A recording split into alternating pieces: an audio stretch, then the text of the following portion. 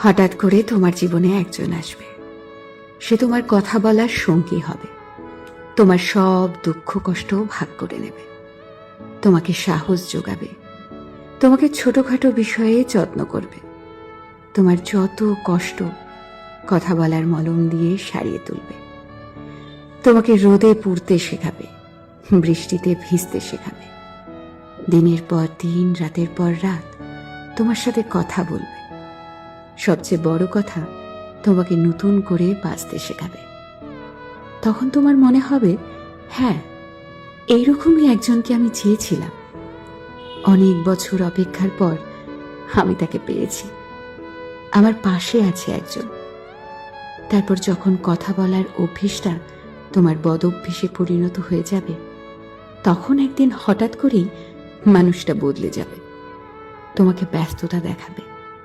সারাদিন অপেক্ষা করার পরেও একটা মেসেজ বা কল আসবে না, তুমি বারবার ফোন চেক করবে, কিন্তু তোমার অপেক্ষাই থেকে যাবে। প্রথম প্রথম 2-1বার কল করে তোমাকে বোঝাবে সে নিরুপায়, তার জীবনে খুব ব্যস্ততা, তাই সে সময় দিতে পারছে না। এরপর আস্তে আস্তে সব যোগাযোগ বন্ধ হয়ে যাবে, তুমিও বুঝতে পারবে সে আর তোমাকে সময় দিতে পারবে না। তাই তুমিও মেসেজ বা কল করে বিরক্ত করা বন্ধ করে দেবে।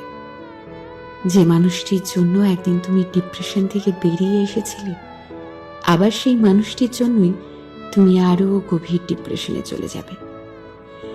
তখন মনে হবে আগের তুমিটাই ভালো ছিলে, আগের একাকিত্বটাই ভালো ছিল।